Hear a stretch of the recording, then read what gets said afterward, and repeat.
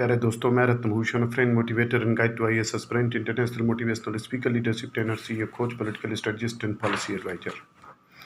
तदत्ते प्रणिपातेन परिप्रश्ने सवाय उपदेशान्ति ते ज्ञानी ज्ञानानि दर्शनी। तुम गुरु के पास जाकर सत्य को जानने का प्रयास करो, उनसे विनीत होकर जिज्ञासा करो, उनकी सेवा करो। स्वरूप सिद्ध व्यक्ति तुम्हें ज्ञान प्रदान कर सकते हैं क्योंकि उन्होंने सत्य का दर्शन किया है।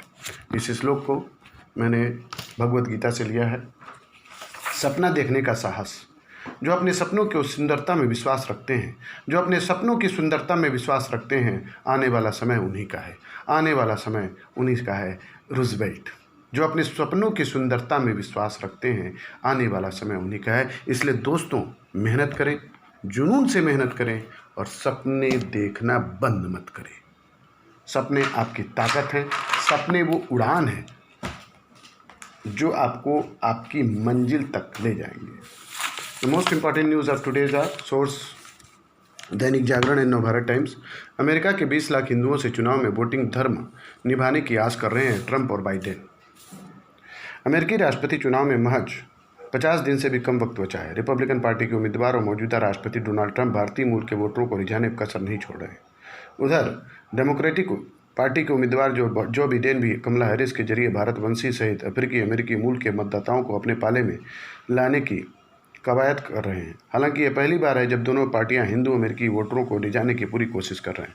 ट्रंप कैंप ने हिंदू वॉइस फॉर ट्रंप अभियान की शुरुआत की है, जो बाइडेन की तरफ से Hindu Americans for Biden campaign चला रहे हैं। मीडिया रिपोर्ट की माने तो अमेरिकी चुनाव में 20 लाख हिंदू अहम भूमिका निभाने वाले हैं।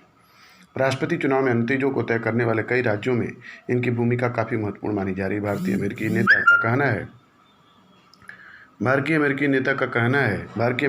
का कहना है उन्होंने अपने समुदाय के लोगों को वोट यानी अपने धर्म का पालन करने के लिए कहा है। कृष्णमूर्ति इलिनॉइस ने 3 बार से डेमोक्रेटिक पार्टी के सांसद, उन्होंने बाइडेन के लिए हिंदू अमेरिकी नाम से एक औपचारिक अभियान भी शुरू किया है। कृष्णमूर्ति ने कहा उन्होंने अपने समुदाय के लोगों को डिजिटल संबोधन में डेमोक्रेटिक उम्मीदवार बाइडेन और कमला हैरिस के लिए 3 नवंबर को वोट डालने की अपील की है। Next most important news is Bharat ने चीन को हराकर यूएन में जीता अहम चुनाव। संयुक्त राष्ट्र के commission on the states of women के एक महत्वपूर्ण चुनाव में भारत ने चीन को हराकर आयोग की सदस्यता हासिल की है। यह विश्व निकाय लैंगिक समानता और महिला सशक्तिकरण के क्षेत्र में काम करता है। CSW संयुक्त राष्ट्र आर्थिक एवं सामाजिक परिषद का एक कार्यात्मक आयोग है। बता दें कि इसी वर्ष भारत को सुरक्षा परिषद का 8वीं बार अस्थायी सदस्य भी चुना गया है। 54 सदस्यीय ECOSOC ने सोमवार को जनरल असेंबली हाल में अपने 2021 सत्र की पहली बैठक आयोजित की, जिसमें एशियाई देशों की 2 सीटों के लिए अफगानिस्तान, भारत और चीन एक साथ चुनाव मैदान में थे। संयुक्त राष्ट्र में राजदूत अदेला राज के नेतृत्व में अफगानिस्तान को 39 वोट मिले, जबकि भारत को 54 मतपत्रों में से 38 मिले। चीन को केवल 27 मत मिले और यह आवश्यक बहुमत के लिए आवश्यक 28 वोट पाने में असफल रहा। प्रधानमंत्री ने बिहार को दी 545 करोड़ की 7 परियोजनाओं की सौगात। प्रधानमंत्री नरेंद्र मोदी ने मंगलवार को वर्चुअल समारोह में 545 करोड़ की 7 परियोजनाओं का उद्घाटन किया और शिलान्यास किया। शहरी विकास से जुड़ी इन परियोजनाओं में से 2 को उन्होंने 2014 में ही शिलान्यास किया था। पीएम ने कहा कि आज हम अभियंता दिवस मना रहे हैं। मैं आज के दिन सभी इंजीनियरों को और उनके काम को आदरपूर्वक नमन करता हूँ। बिहार के इंजीनियरों को विशेष तौर पर बधाई देता हूँ। लाखों इंजीनियर देश के विकास को नई ऊंचाई देने में लगे हैं, लेकिन बिहार तो ऐसे लाखों इंजीनियर देता है। प्रधानमंत्री ने कहा आज 15 सितंबर देश के महान इंजीनियर एम विश्वेश्वरैया की जयंती है।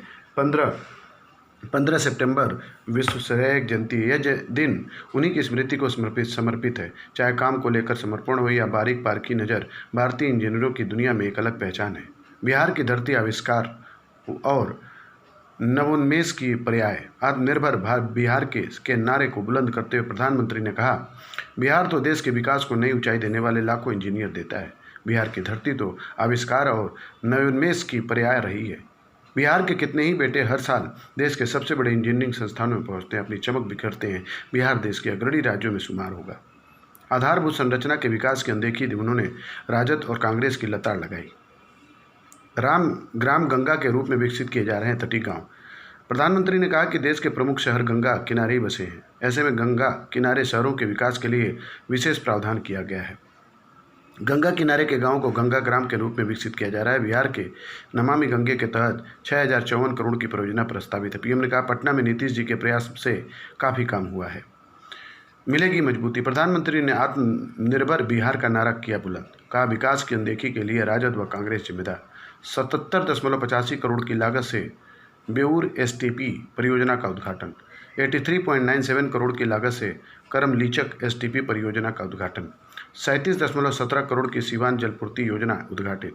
56.25 करोड़ की छपरा जलापूर्ति योजना 1 का उद्घाटन। 117.97 करोड़ रुपए की लागत से मुंगेर जलापूर्ति योजना का शिलान्यास। 59.30 करोड़ रुपए की लागत से जमालपुर जलापूर्ति योजना का शिलान्यास। 10.77 करोड़ की Muzaffar river front development scheme का शिलान्यास। The next most important news is, ये जागरण का विशेष होता है, बहुत ही अच्छा चीज़। जागरण न्यूज़पेपर अपने आप में एक बहुत ही अद्भुत पेपर है, अपने आप में एक बहुत अद्भुत पेपर है। सुविधा और संसाधन की कमी के बीच प्रतिभा का लोहा मनवा रही हैं इन बेटियों की कहानी हर बेटी के लिए प्रेरणा है। बिहार के मुजफ्फरपुर की दर्जनों बेटियां राष्ट्रीय अंतर्राष्ट्रीय फुटबॉल में दमदार प्रदर्शन का नाम कमा चुकी हैं।